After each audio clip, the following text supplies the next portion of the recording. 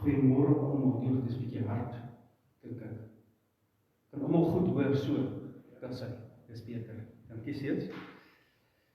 Hartlik goeiemôre vir Windhoek en Suid en Port Elizabethers wat by ons kuier en nog besoekers baie welkom. Dis vir ons 'n voorreg om as gelowiges die geleentheid te skep. Ek sien hier in Windhoek is daar eintlik nogal so min geleentheid om kerk toe te gaan. So die Desember vakansie. So ek is baie dankbaar ons gemeente is hierdie reëling dat ons om die beurt so by mekaar kom. Kom ons raak net 'n oomblik stil en ons onthou waarom ons hier is. Dit is feestyd. Mense vier so fees en kuier baie. Kom ons onthou waarom het jy vanoggend saam die Here se stem kom hoor. Ons net so 'n oomblik vir stil gebed en dan gaan ons saam met mekaar sing.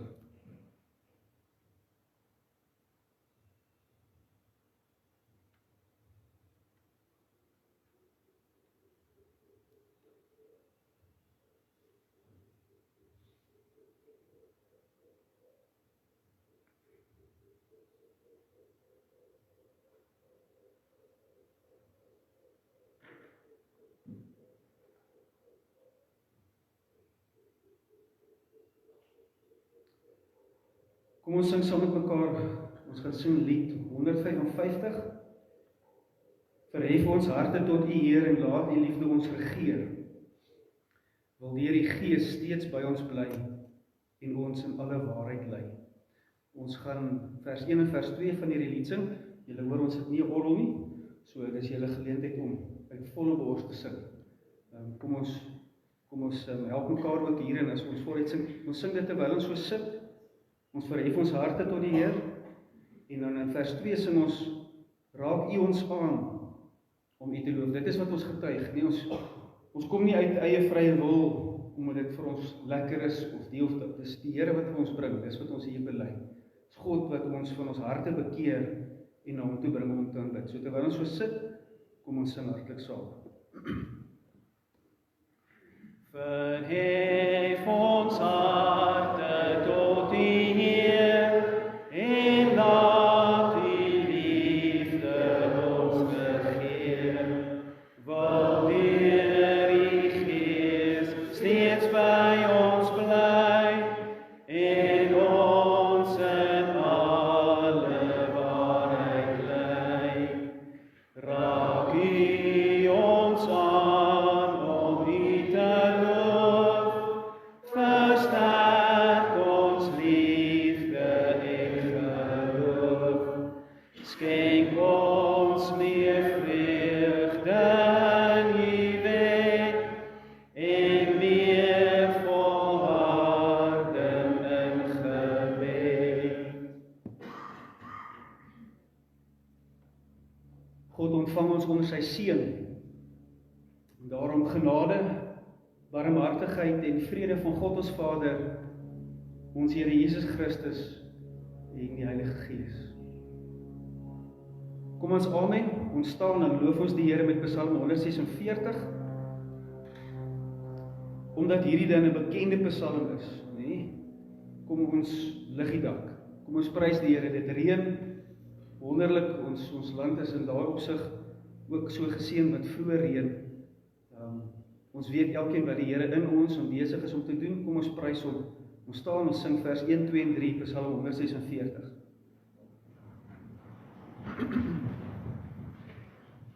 Prys die Heer met blye galme, o my siel nas ryke stof. Sal so lank ek leef my psalme, vrolik toe my aan sy lof, en om wat sy guns my bied, altyd groot maak in my lief.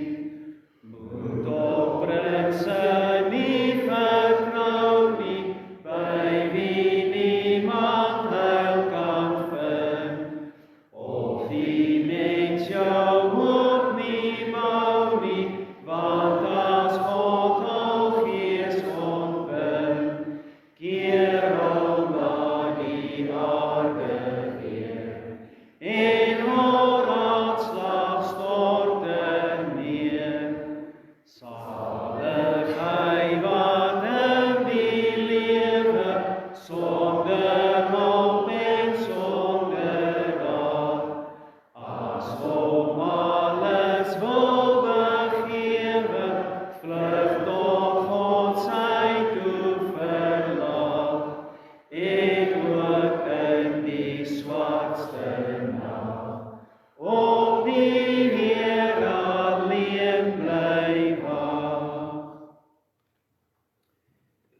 bely ons geloof en dink daaraan dat ons al vir eeue en ook vanoggend saam met so baie ander gelowiges hierdie selfde belydenis doen.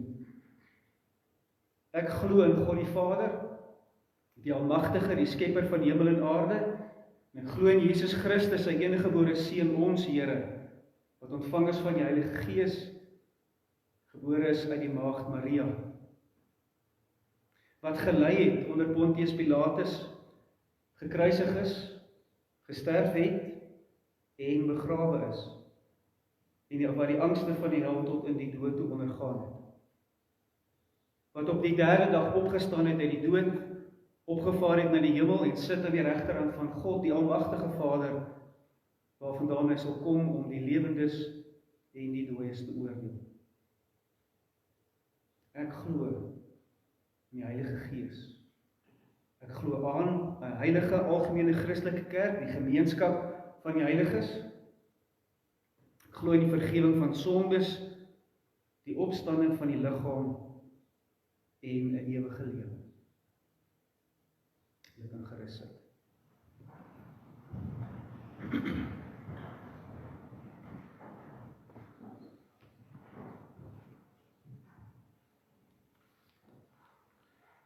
Dit is goed dat ons mekaar hier aan die einde van hierdie jaar herinner aan die wil van God. Kom ons sê dit duidelik, broer en suster, daar is waarskynlik in hierdie tyd, soos wat ons nou voortgaan, 9 biljoen mense, 10 biljoen mense op die aarde. God het nie 10 biljoen wille nie. God het een wil. Ons vra dikwels, wat is God se wil vir my lewe? Ons moet vra, wat is God se wil en so lewe? So kom ons luister dan na die wil van die Here, soos hy dit gee in Eksodus 20. Ons ken dit goed, so moenie nou afsluit nie. Moenie nou afskakel nie. Kom ons luister hier met die nodige respek en aandag na die wet van die Here. Toe het God al hierdie gebooie aangekondig. Ek is die Here jou God wat jou uit Egipte uit die plek van slawerny bevry het. Jy mag naas my geen ander gode hê nie. Jy mag nie vir jou 'n beeld of enige afbeelding maak van wat in die hemel daarbo of op die aarde hieronder of in die water onder die aarde is nie.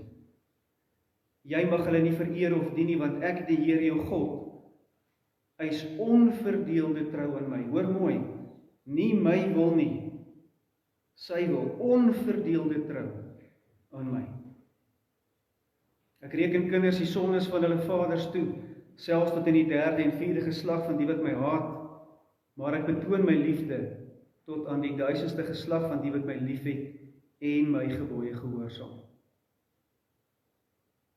Jy mag die naam van die Here jou God nie misbruik nie, want die Here sal die een wat sy naam misbruik nie ongestraf laat bly nie. Sorg dat jy die Sabbatdag heilig hou.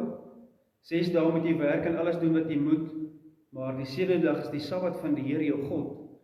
Dan mag jy geen werk doen nie jy of jou seun of jou dogter of die man of vrou wat vir jou werk, of enige dier van jou of die vreemdeling by jou nie. Die Here het in 6 dae die hemel en alles daarin gemaak, die aarde en alles daarop, die see en alles daarin. Op die 7de dag het hy gerus en daarom het die Here dit as gereelde rusdag ingestel en geheilig. Eer jou vader en jou moeder. Dan sal jy lank bly woon in die land wat die Here jou God vir jou gee. Jy mag nie moord pleeg nie. Jy mag nie egbreek pleeg nie. Jy mag nie steel nie.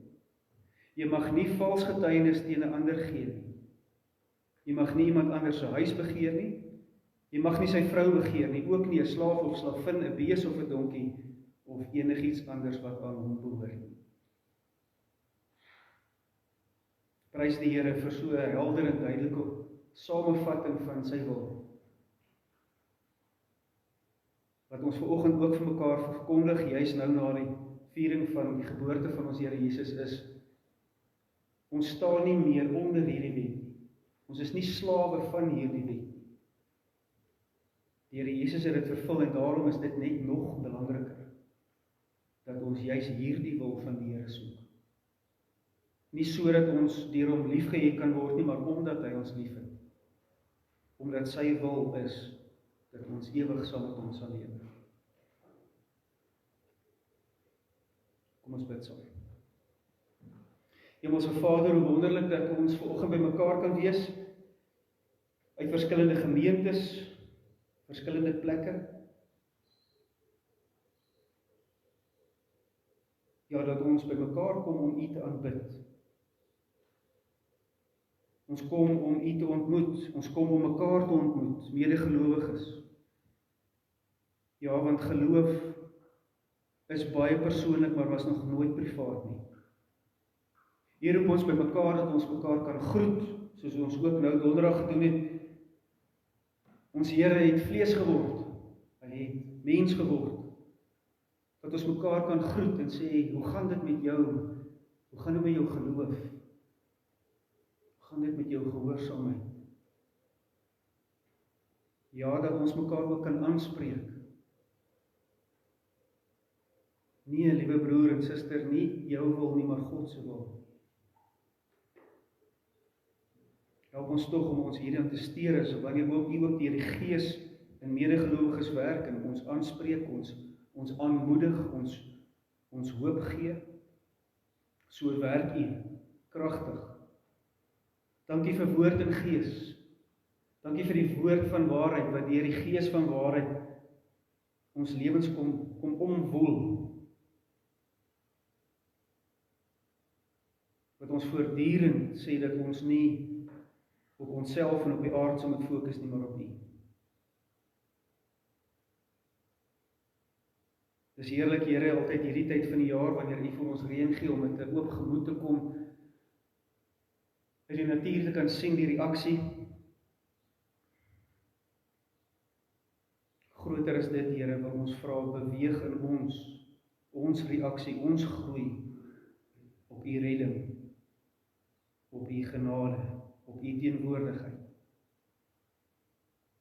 Praat nou met ons so, Here, uit U woord. Die woord wat 'n lig is. Wanneer ons worstel, wanneer dit vir ons donker is, en ons weet nie, of ons dink nie, ons weet hoe die pad lyk nie, dat ons sal weet. Here Jesus, U is self die woord wat vleis geword het, vlees geword het. Vanoggend luister ons ook na U woorde. Help ons om ons lewens so te rig, tot die eer van die naam. Daarom bid ons dit in die naam van ons Here Jesus Christus. Amen. Julle kan julle Bybels oopmaak by die Evangelie volgens Johannes, hoofstuk 6.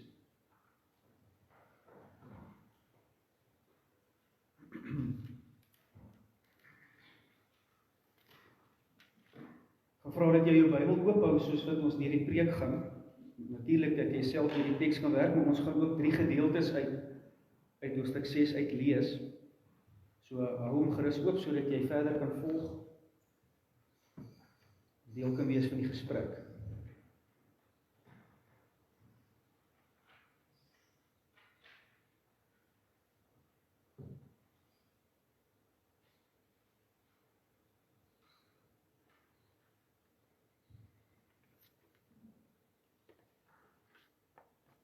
Hoekom soek jy vir Jesus?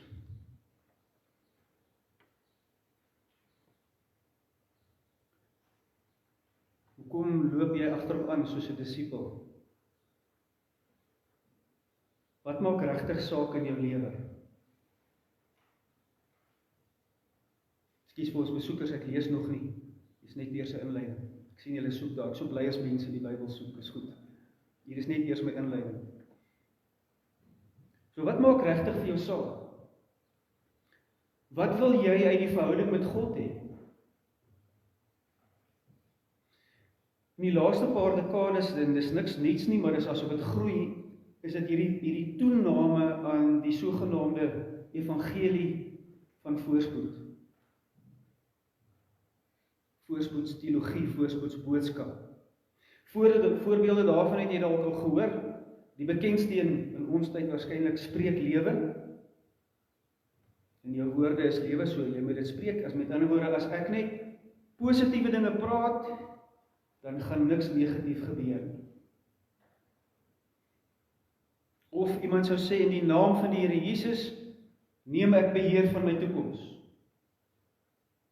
Nee, ek spreek dit uit en ek sê wat met my gaan gebeur.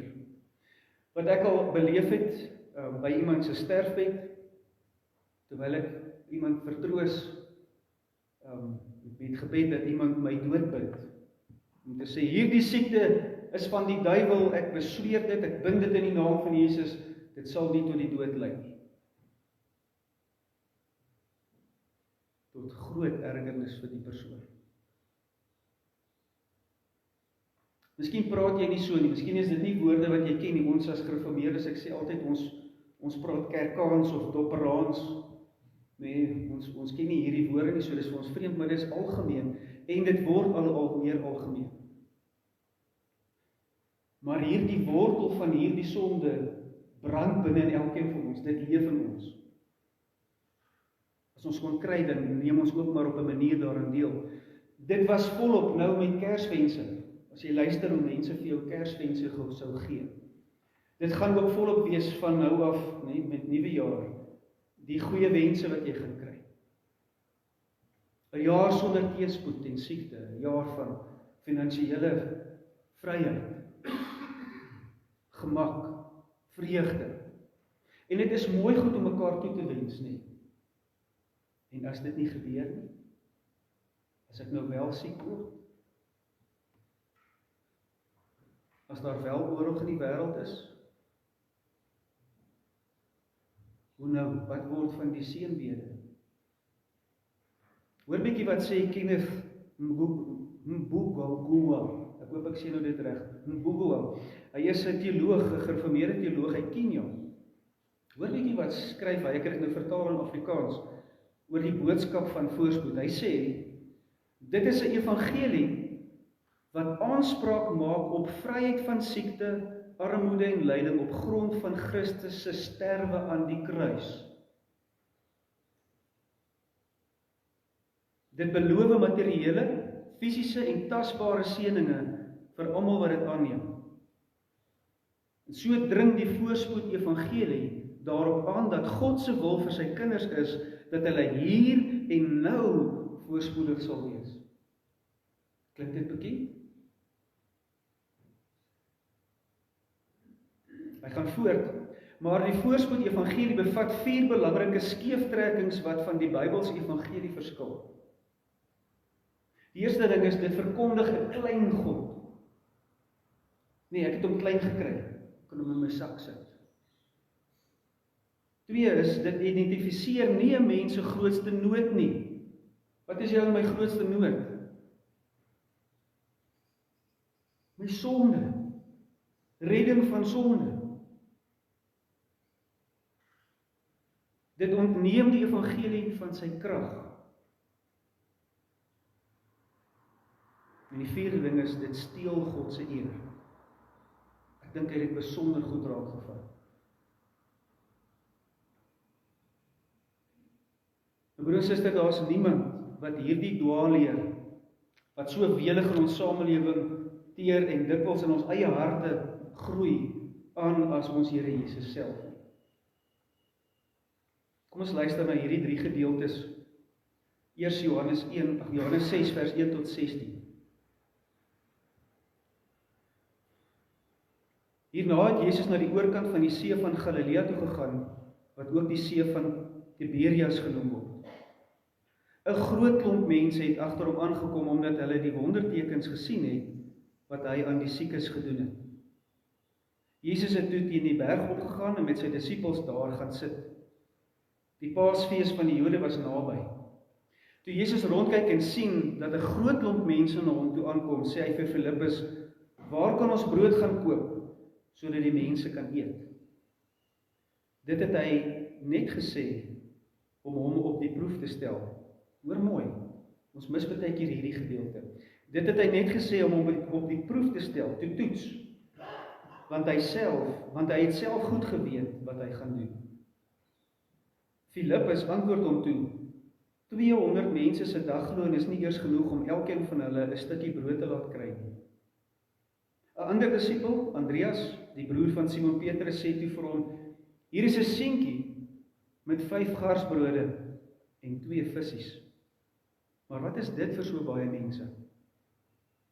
Toe sê Jesus: "Laat die mense gaan sit." Daar was baie gras op daardie plek en die mense het gaan sit. Die mans alleen was omtrent 5000. Maar jou som, as daar soveel mans was, kom ons sê die helfte van hulle se vrouens was dalk daar en 'n paar kinders, by die 10.000, nie? Daarna het Jesus die brood geneem, God daarvoor gedank en dit uitgedeel aan die mense wat daar gesit het, en net so ook soveel van die vis as wat hulle wou hê. Nadat die mense versadig was, sê hy vir sy disippels: "Maak die stukke bymekaar wat oorgebly het, sodat daar niks verlore gaan." Hulle het dit toe bymekaar gemaak. Daar was 12 mandjies vol met die stukke wat van die 5 garsbrode oorgebly het, nadat die mense klaar geëet het.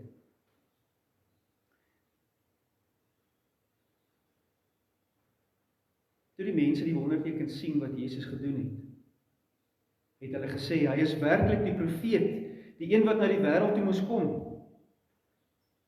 Toe Jesus merk dat hulle hom met geweld wil kom koning maak, het hy verder die berg opgegaan, hy alleen. Ons lees net eers tot sover. Dis 'n baie bekende gedeelte, né? Ons ken dit almal.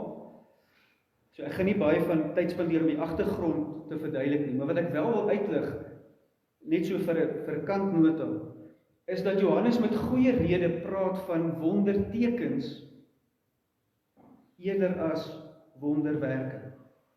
Hy gebruik spesifiek die woord wonderteken hier.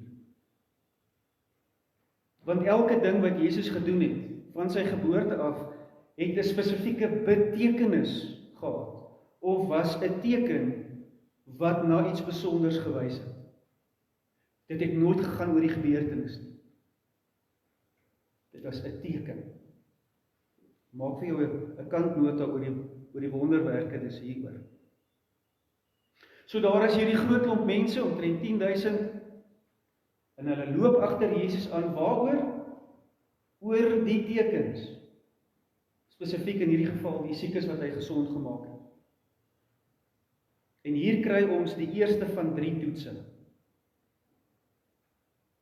Filippus, waar koop ons brood?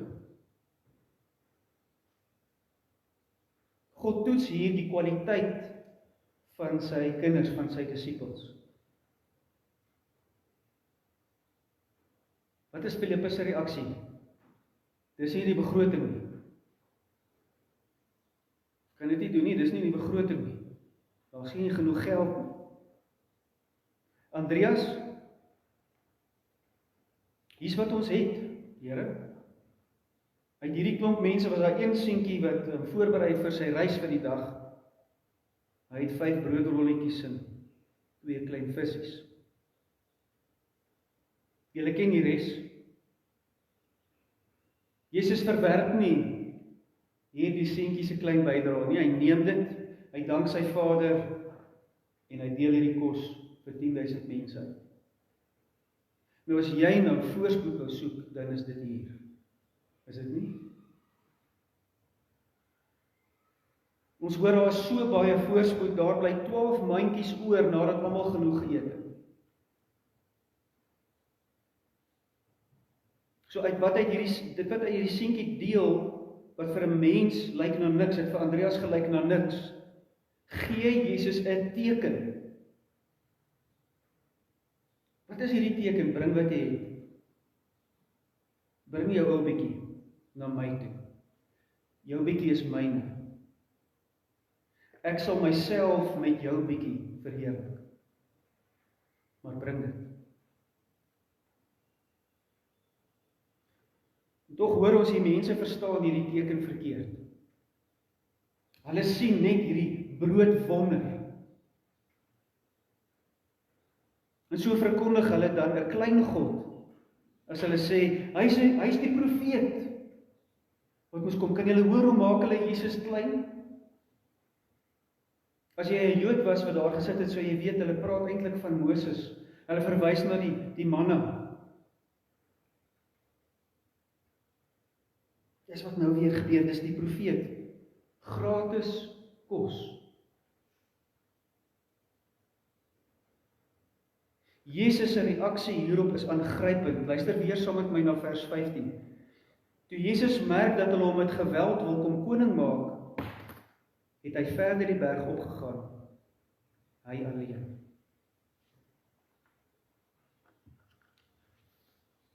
Wat sou ek en jy gedoen het? Nee, kan nie, nee, ag, okay. Ja, ek sal. Nie Jesus nie. Hulle sien die teken en hulle dink, hy is die een wat ons armoede gaan verlig. Dink net, elke dag meer kos as wat jy kan opeet. Seëninge in oorvloed. Tog ek wil hom as koning hê. Ek wil hierdie Jesus volg.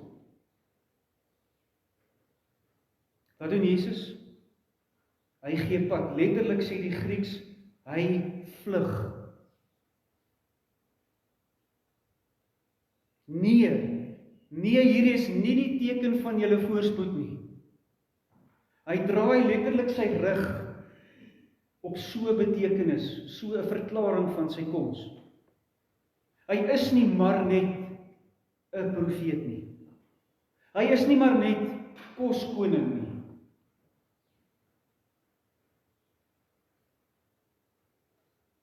Hy is ook nie maar net 'n koning, 'n aardse koning vir rebelle nie.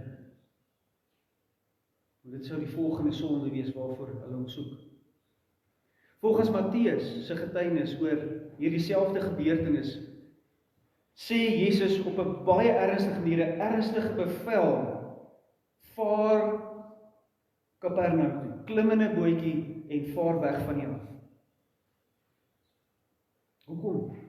Onthou, Jesus is steeds besig om sy disippels te leer. Nee, ons het gehoor met wie hy eintlik gaan praat, met sy disippels. So hy leer hulle. Hy leer hulle, draai jou rug op hierdie betekenis.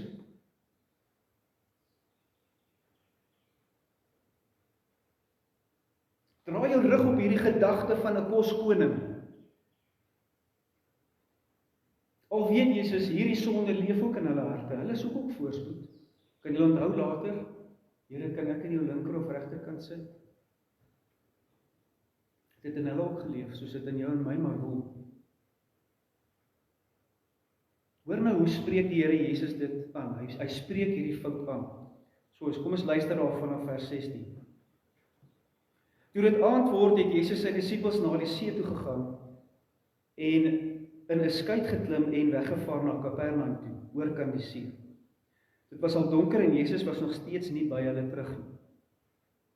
Daarby het die see onstuimig geword, omdat daar 'n sterk wind gewaai het.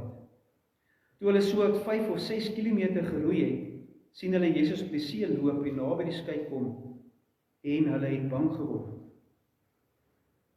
Maar hy sê vir hulle, dit is ek. Moenie bang wees nie. Hulle was so gewillig om hom in die skuit te neem, en daarna in die skuit by die land aangekom waarin hulle op pad was.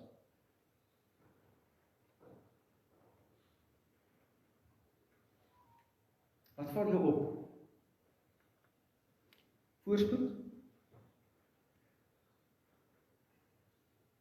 Om Jesus te volg, bring dikwels beproewing.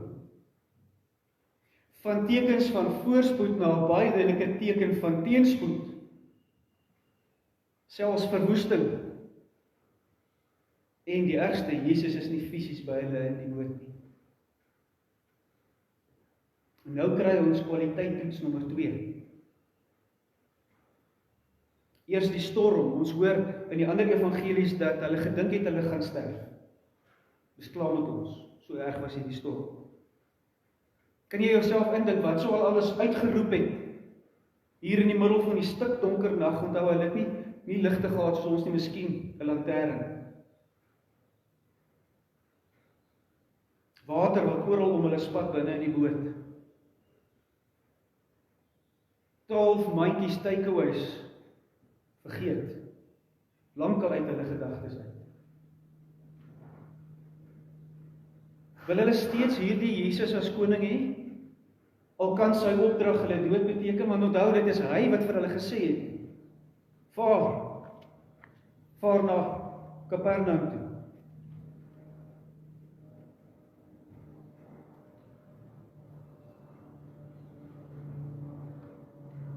En dan die derde toets.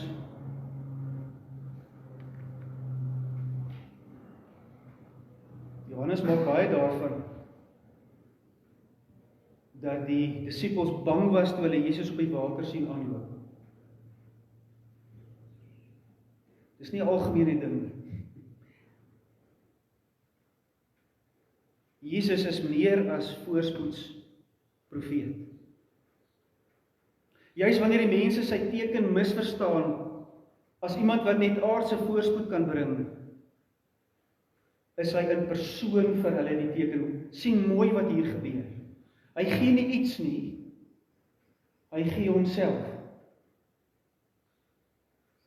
Sy woorde is min, maar propvol, diep betekenis. Dit is ek. Moenie bang wees nie.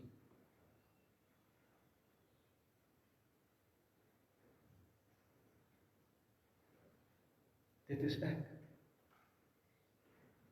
Ja, ek loop op water. Vra vir Petrus. Petrus loop nie op water nie.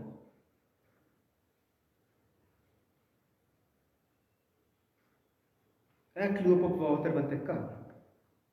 Dit is ek. Ek is die teken van 'n beter boodskap as voorspoed, op land of op water.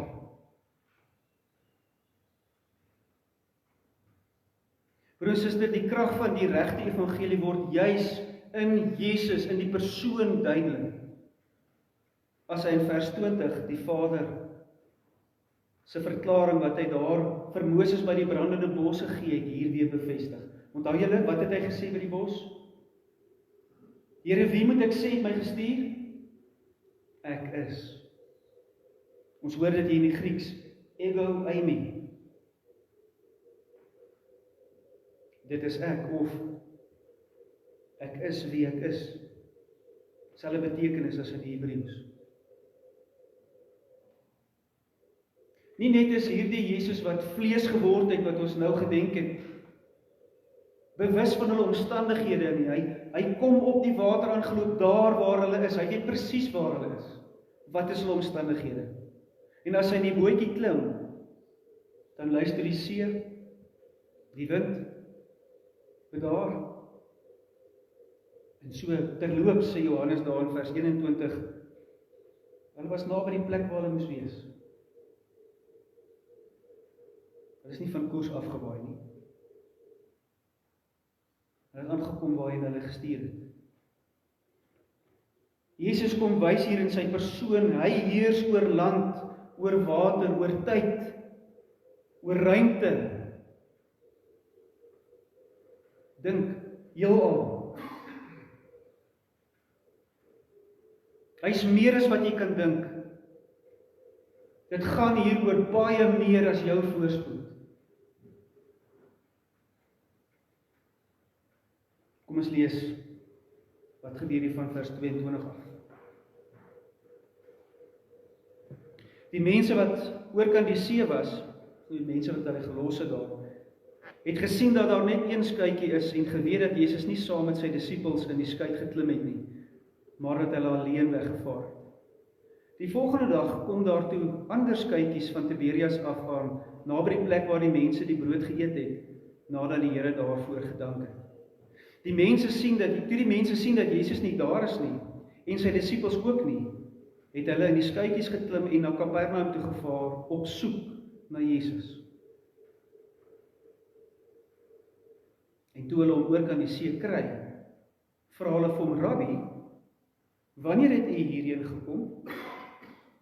Jesus antwoord hulle, dit verseker ek julle, julle soek my, Nie omdat julle die wondertekens gesien het nie, maar omdat julle van die brood geëet en versadig geword het.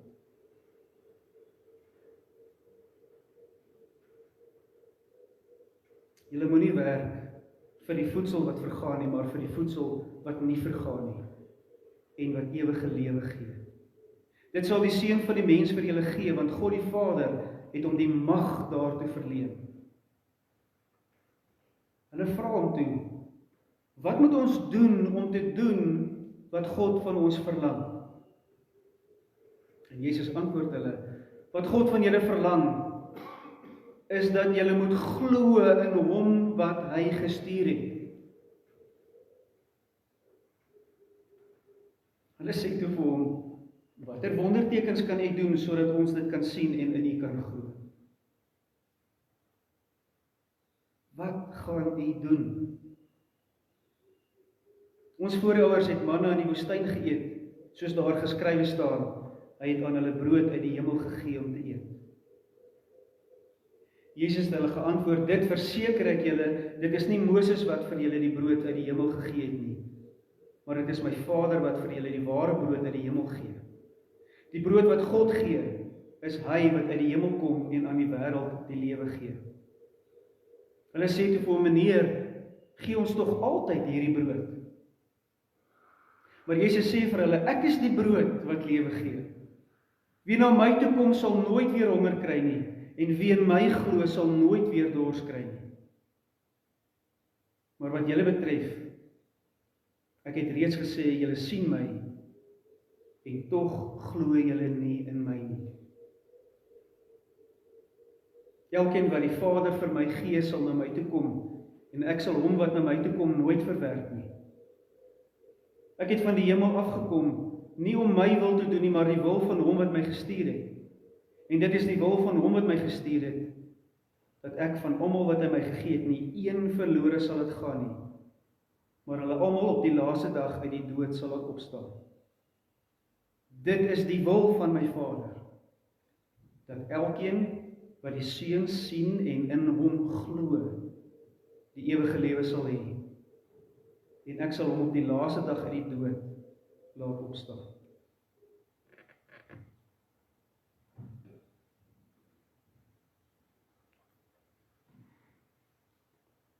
Hoekom soek jy vir Jesus? Ons hoor hier, die mense gaan soek vir Jesus, eers op die plek daar waar hulle vir hulle vol geëet het. As hulle hom nie daar kry nie, dan vaar hulle selfs na die oorkant toe. En daar, as hulle hom kry, dan vra hulle hom amper beskuldigend, Rabbi, leermeester, wanneer het jy hierheen gekom? Jy het nie vir ons gesê nie. Jy het nie ons toestemming gevra nie. As hulle maar geweet het, wanneer hy so toe gegaan het, en hoe dit gebeur het.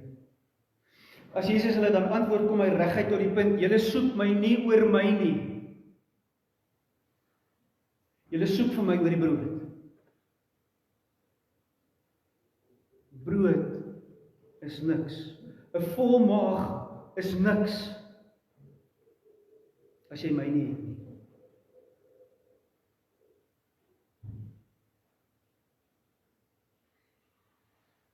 Ek kan vir julle die ewige lewe gee.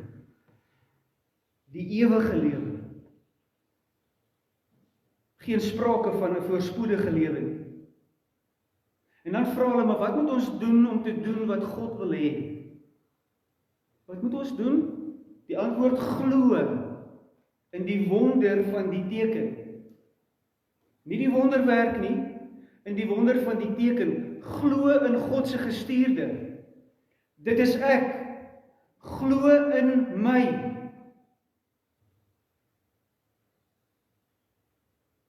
En amper wil ek nou sê, tipies soos 'n goeie besigheidsman, 'n volk van goeie besigheid. Wat gaan jy vir ons doen? Wat is in dit vir ons? Watter teken gaan jy doen dat ons in jou kan glo? Die een wat jy daar gedoen het, was nie goed genoeg nie. Wat gaan jy doen? Wat is in hierdie verhouding vir my hongermaag? Wat is in hierdie verhouding vir my armoede? Wat is in hierdie verhouding vir my gesondheid? En weer sê Jesus in vers 35, dit is ek. Ek is hierdie brood wat die lewe gee. En so is dit dan, broer en suster, met die wat net die voorspoed uit God se hand wil hê. Wat na Jesus toe kom, maar nie vir wie hy is nie. Jesus, jy is nie genoeg nie. Wat is die byvoordele? Wat is die kleinskrif?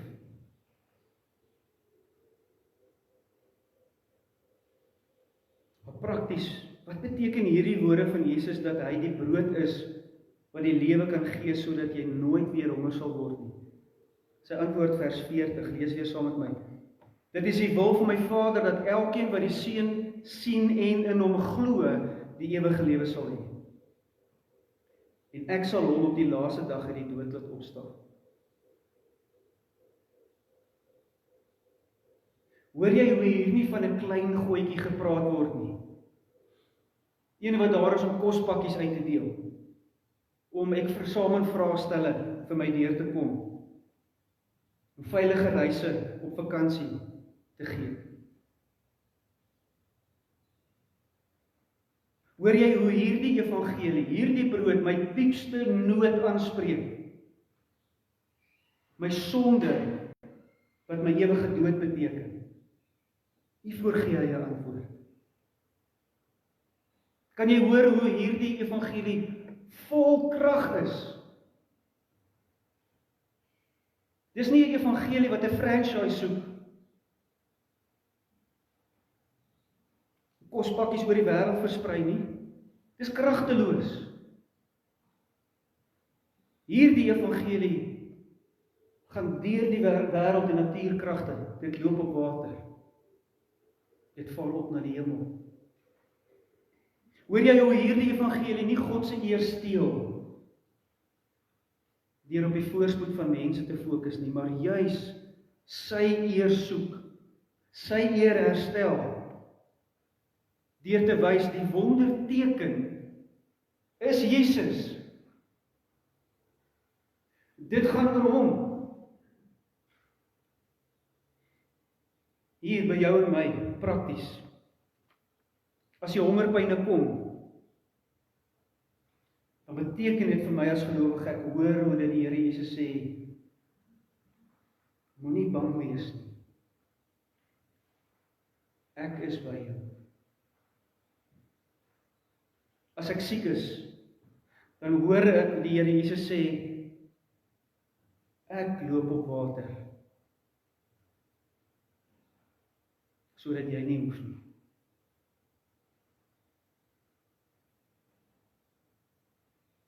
Hou jou oog op my terwyl jy jou pille drink.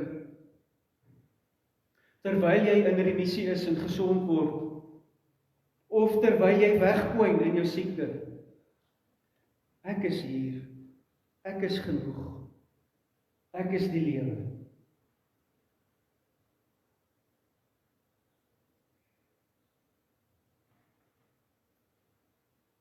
Broer en suster, dit beteken nie dat 2026 depressieloos gaan wees nie. Of dat dit heel jaar, elke keer wanneer dit nodig is op jou stukkie grond gaan reën, omdat iemand jou in die nuwe jaar goeie wense gewens het nie.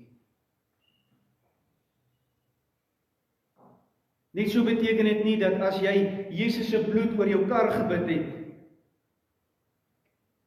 daar nie ongelukke gaan wees nie. Dit beteken ook nie dat as jy genoeg sou glo, jou omstandighede maar net gaan verander nie. Dit is om 'n klein God te verkondig. Dink jou dit in, 'n God wat sy bloed gestort het vir karre en mense se bestuursvernuf.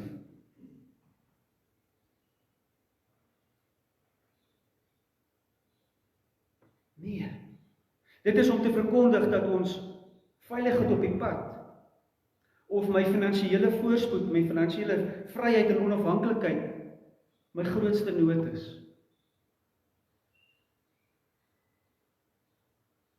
En nie my sonde nie.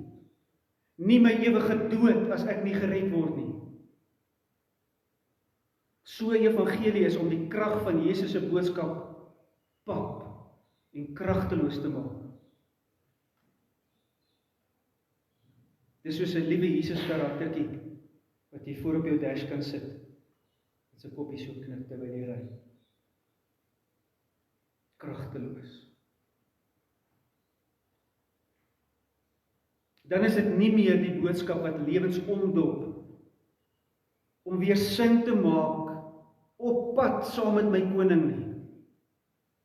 Dit is om God se eer te steel, sodat hy eerder in my diens is, as dat ek in sy voetspore loop. Ek wil weer vra, kom as jy vanoggend hier? Hoekom soek jy vir Jesus? Wat is regtig belangrik? Moet hy jou sonde goedkeur sodat jy kan goed voel oor jouself en jou lewe kan voortgaan? My vraag vanoggend verder vir myself en vir jou is hy genoeg van 'n wonderteken? Wat jou wys dat Vader, Seun en Gees jou lewe vir ewig wil red? Of moet hy eers nog ietsie doen? Mag ek en jy dan die onderskeidingsvermoë hê om nie toe te laat dat die eer van my koning gesteel word deur sy teken minder te maak nie. Hy wat nie gekom het om broodblikke vol te maak nie, maar sodat ek, ja, al kan ek dalk hier op hierdie aarde van honger of van siekte of oorlog doodgaan, dat ek versadig kan wees in die wete. Jesus sê, dit is ek. Moenie bang wees nie. Amen.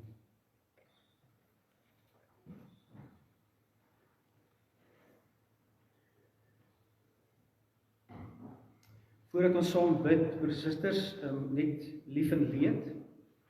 Eers lief en dankbaarheid teenoor die Here vir die reën wat hy wel uitgegiet het. Ons weet daar is plekke waar dit nog baie droog is. Ons bid ook dat die Here daar sal gee soos wat dit vir hom goed is. Ek wil julle 'n voorbereiding vra vir Jacqueline Stein.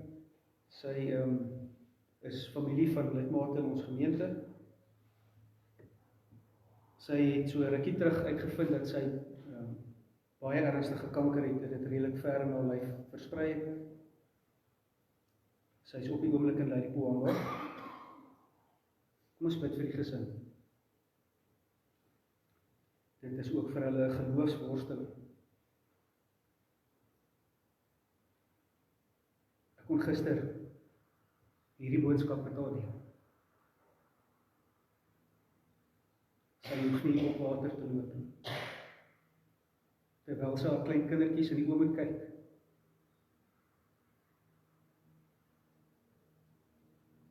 Jesus het op water geloop. Kom ons dra daai gesin in die Here op. Is daar enige ander lief en leed wat julle onder ons aandag wil bring? Ek dink 'n groot lief, oom Willem sê hy is vandag 28 jaar oud. Oom Willem, jy is vir ons 'n voorbeeld. Toe ek vir oom Willem die eerste keer ontmoet, regtig met hom gesprek, was dit hier in die Pink Hospitaal. Was 'n moeilike gesprek met Willem. 'n Hollander met 'n Afrikaner, 'n geloofsgesprek. Maar as ek sien hoe die Here hom gelei het tot hier en wat 'n voorbeeld oom vir ons is, dan dank ons hom.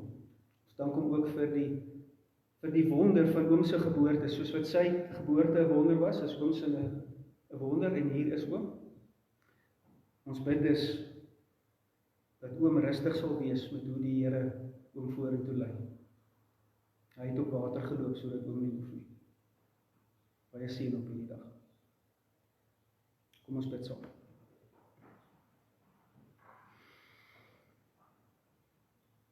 Hoe wonderlik die gedagte en die getuienis van hierdie groepie manne daar in die bootjie. Ons Here loop op water. Hy is genoeg.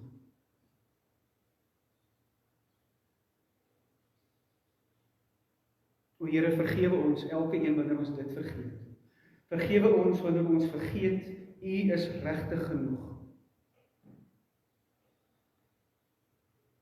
Vergewe ons, Here, wanneer ons die evangelie, wat so kragtig is, buig na ons wil. Van dit wat ek daaruit wil hê. Ja, dat ons selfs ons eie sonde goed praat. En sê die Here sal verstaan. En daarmee sê my wil en nie U wil nie. Ag Here, vergewe ons.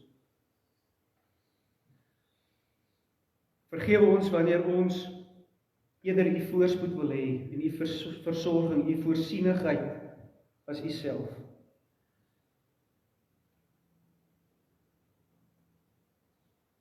Maar nou, Here, soos wat ons in die nuwe jaar ingaan, soos wat ons tyd met mekaar spandeer, bid ons ook vir hoop.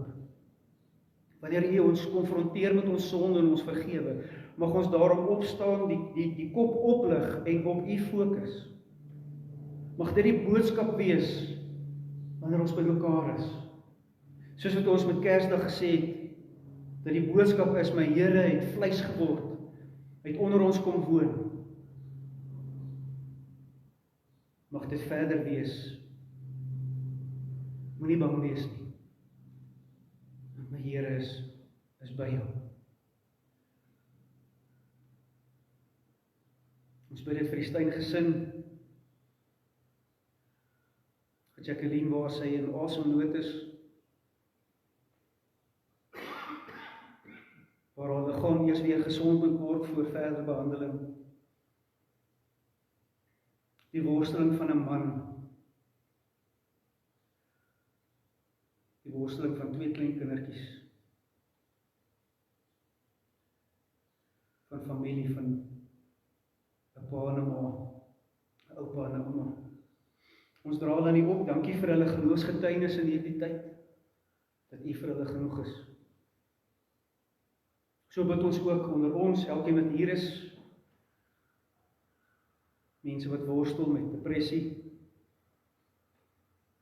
ernstige siekte, ja, wat in hierdie Kerstyd verlang, diep verlang na hulle wat ons vooruit gegaan het.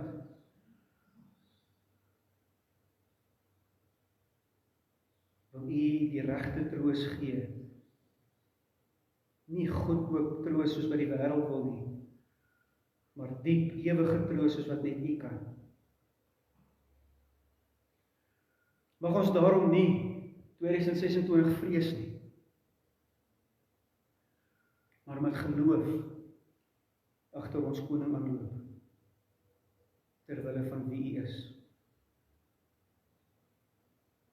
Ons bid vir elke gemeente wat hier verteenwoordig is, van Port Elizabeth, ander plekke in Suid-Afrika, Okanja, ons 2 gemeentes, elke plek waar die kinders by mekaar kom, oral waar hulle kerk is, omdat U hulle na U toe roep, wil U U kerk groei. Ons bid ook vir ons synode, wat van oor 2 weke begin, 5de, dat U wil sal geskied. Ons bid vir wysheid, nie vir menslike wysheid nie, nie vir standpunte nie, maar dat ons weer sal besef wie U is, en U so sal verheerlik, ook in ons besluite. Verheerlik U self, Here, met die klein goedjies wat ons kan bring. Mag ons hande oop wees in hierdie tyd. Al lyk dit maar so min soos visies en broodjies. Mag ons dit bring, want dit is ook U sin. My gawes, talente, persoonlikheid, besittings, dis niks sonder U nie. Ons bring dit, verheerlik U self. Hierdie dinge bid ons in die naam van ons Here Jesus Christus, die ek is. Amen.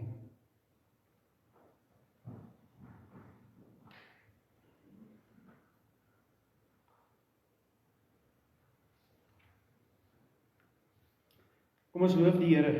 Ons gaan dit doen met Skrifruiming 1:6. Net aan God behoort die Here, krag, mag en majesteit.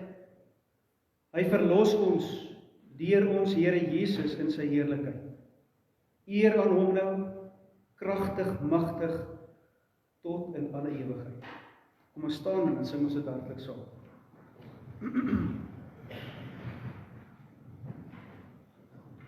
Net aan God behoort die ere, krag en mag en majesteit. Hy verlos ons deur ons Here Jesus in sy heerlikheid. Eer aan hom nou, kragtig, magtig, tot in alle ewigheid. God kan jou behoed, beveilig, voorspan, voed en vastigheid. Hy sal jou behou en heilig, vreugdevol en vlekloos schyn. Eer aan hom nou, kragtig, magtig, tot in alle ewigheid. Ons verlosser, een en enig, bring jou in sy heerlikheid. Hy besit die mag vir ewig, voor die vroegste dag en tyd. Eer aan hom nou, kragtig, magtig, tot in alle ewigheid. Geliefdes, hoor en sien hoe die Here ook ons uitstuur onder sy seën wat ewig is.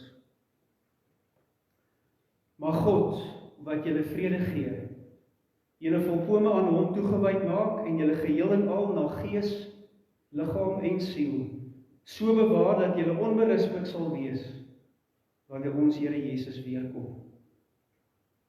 Hy sal dit ook doen, want hy wat julle roep is getrou.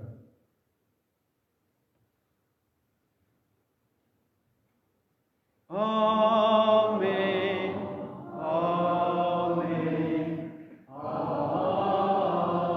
Amen. Julle kan gerus sit. Amper dag ek nou, ek het verkeerd geamen. Hoor julle, daar is koffie en tee en die heel belangrikste oros. En goeie geselskap. So kom kuier saam met ons. Jy het net nou iets om te doen nie.